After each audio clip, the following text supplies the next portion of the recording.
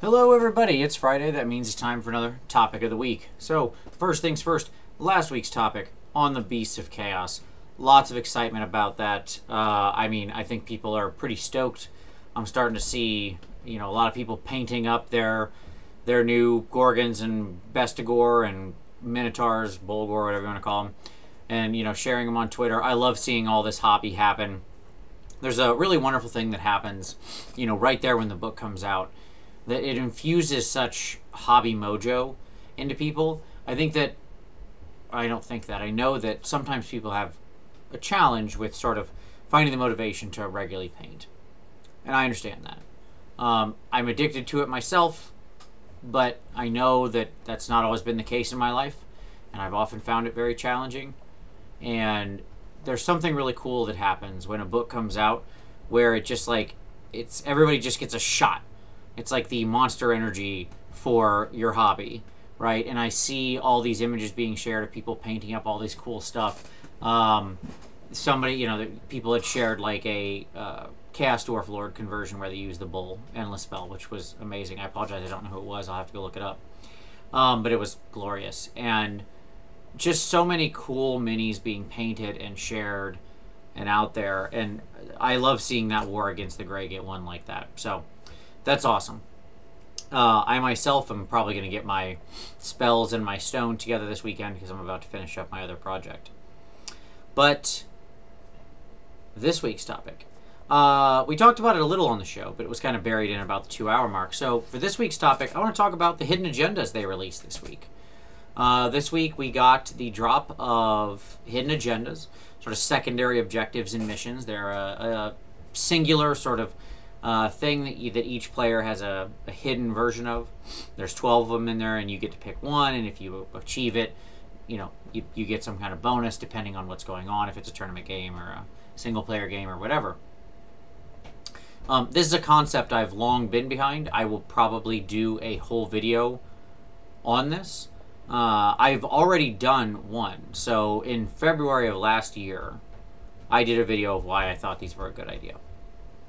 So I'll link that video down below if you want to watch it.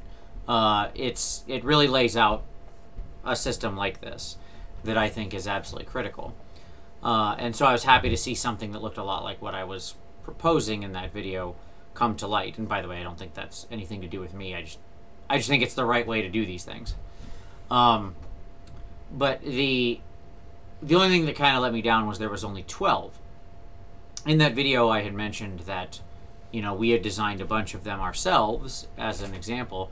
And so what I might do, if people are interested, is put out a file with out there for people to take and use with the system they already created of the 30, I think, or whatever items that I have. If people want to just read them, throw them out there for free, people can use them in your home games just for fun, if there's interest. So comment down below, tell me if you're interested. If you are, I'll put them up somewhere, host them somewhere, and people can grab the file. Just make a little PDF of them. But I am personally extremely excited for them. I hope it looks like some tournaments are already picking them up. I hope lots of tournaments pick them up. I think they're great. I love secondaries in games, mainly because I'm not a very good player. And so it lets me still get a little something. Like, even if I can't win the major objective, I still get to play for the secondary and feel like I walked away with something. I'll take a consolation prize. It's still a prize. So I'm always been a fan of secondaries. I think that to achieve both your major and your secondary often requires a lot of tactical, quick thinking on the table. I think that it's interesting to pick them and play them.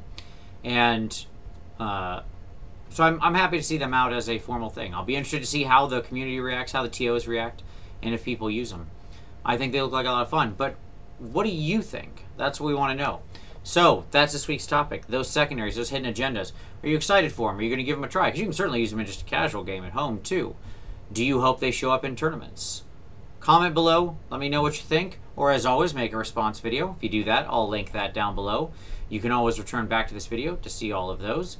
And as I said before, you can also find last week's video linked down there so you can see all the responses to that one. But, as always, I appreciate you watching.